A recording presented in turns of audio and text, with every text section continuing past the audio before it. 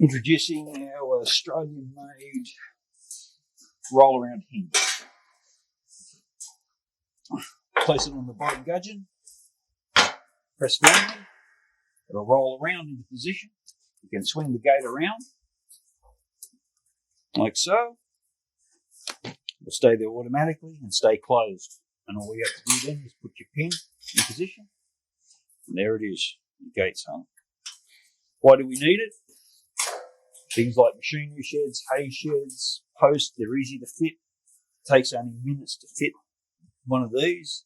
It comes with either a 14mm hole or a 6mm hole, so you can either bolt it or tack screw it to steel posts, timber posts, whatever it is that you want to put it on.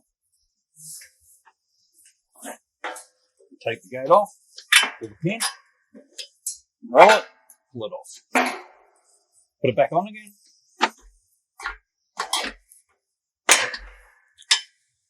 Certainly better than running your tractor into your gate when you're putting your hay in your shed. Nice narrow construction, so you can put two on one post. All right, so you can have one side by side, especially for those middle gates.